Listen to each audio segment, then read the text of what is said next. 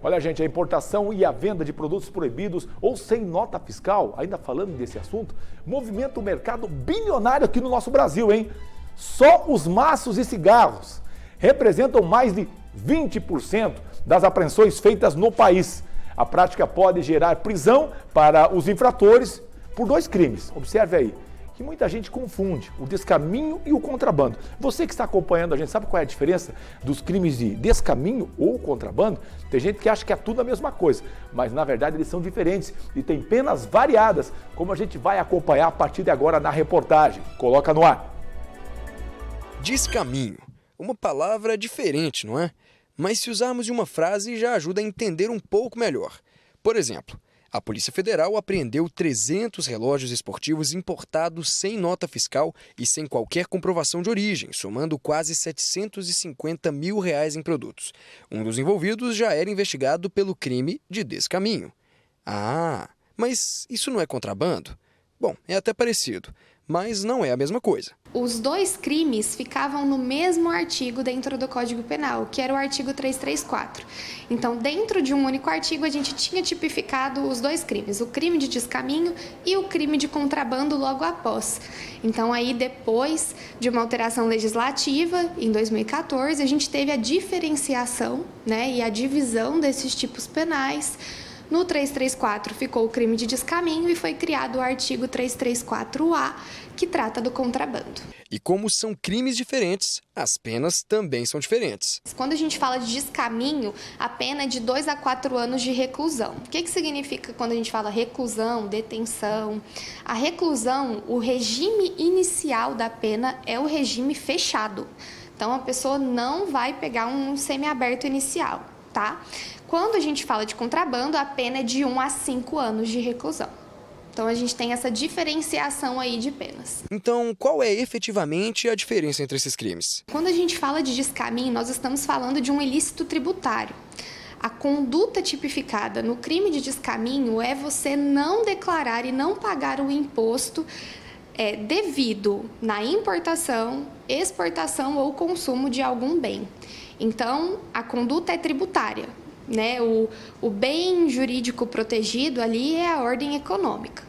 Já no contrabando, a gente está falando de produtos ilícitos que são tirados ou trazidos para dentro do território brasileiro, ou seja, importação ou exportação, e aí a conduta é simplesmente trazer ou exportar, tá? Não tem nada a ver com o imposto. Um exemplo muito conhecido de contrabando é o cigarro eletrônico, que é considerado um produto ilegal em território nacional por não ser licenciado pela Anvisa. É contrabando. Muitas pessoas acham que é descaminho, mas na verdade é contrabando, porque o produto é ilícito. Dentro do território nacional, os cigarros eletrônicos são proibidos, e aí eles são trazidos de fora do território e amplamente comercializados. O cigarro eletrônico, ele não, assim como todo outro produto, qualquer produto importado, ele depende sempre de uma licença de importação. E a Receita Federal, ela trabalha com os intervenientes de comércio exterior. A Anvisa, por exemplo, no caso do cigarro eletrônico, ela não liberou a importação pelos danos causados à saúde. Então, ele é considerado contrabando. O cigarro tradicional também está entre os produtos que mais são apreendidos. No início de maio, a PRF fez uma apreensão de mais de 85 mil maços no Triângulo Mineiro, durante um patrulhamento na BR-050. Esse produto representa cerca de 23% das mercadorias que são apreendidas por contrabando e descaminho. O cigarro, ele não nacionalizado, ele passa a ser contrabando. Inclusive, não tem formas de se pagar. Isso vai para apreensão, a receita de transformação, ela inclusive transforma os componentes. Agora, nós temos o cigarro devidamente importado, que ele pode ser consumido, mas ele tem a licença de importação e ele tem a tributação de importação registrada nas declarações de importação. De acordo com dados da Receita Federal, de 2022 a 2025, foram apreendidos mais de 11 bilhões de reais em mercadorias descaminhadas ou contrabandeadas no país. É comum se questionar para onde vão essas apreensões. Antigamente, elas eram queimadas, destruídas, mas hoje o propósito é outro. Aqui nessa mesa, por exemplo, eu tenho uma série de produtos que foram feitos com base nessas apreensões. Por exemplo, aqui, olha, eu tenho esse tijolo enorme, entre outros materiais, por exemplo, esse adubo orgânico, outros tijolos aqui, e até essa cestinha, que foram feitos com materiais que foram apreendidos de uma fábrica de cigarros clandestina. Agora, por exemplo, esse odorizador de banheiro, esse álcool em gel, além desses outros produtos aqui também de higiene, de limpeza, foram feitos com bebidas que estavam sendo também apreendidas por causa do crime de descaminho. Além disso, olha só, vinhos, por exemplo, que estavam sendo apreendidos também em crimes de descaminho, viraram geleias de diferentes sabores, alguns até com abacaxi.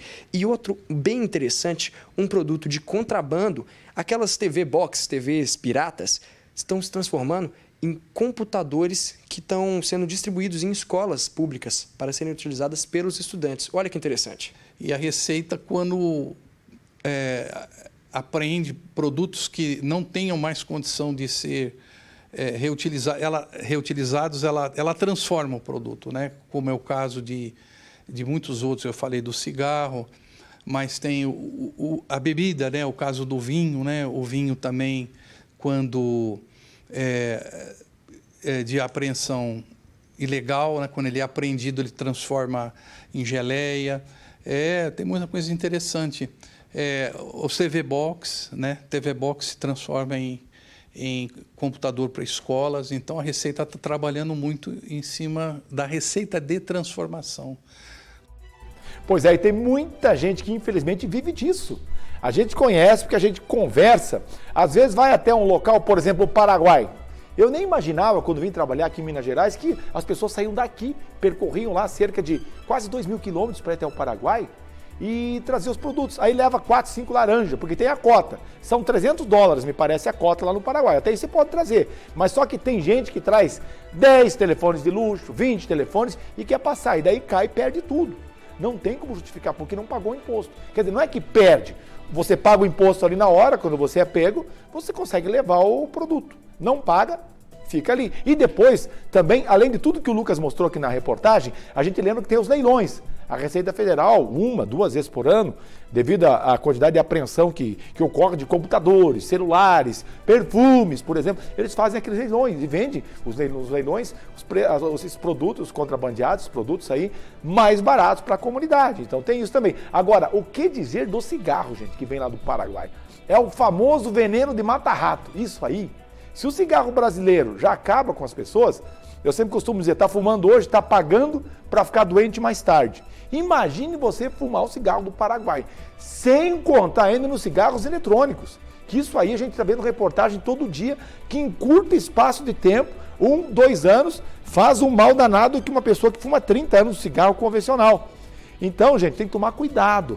Você entrar nessas coisas, comprando esses produtos, porque não tem nota fiscal, não tem comprovação, além de trazer prejuízo ao país, também está infringindo uma lei aí, né? Contrabando ou descaminho, que ficou bem claro aqui na reportagem, os 2 tipos de delitos.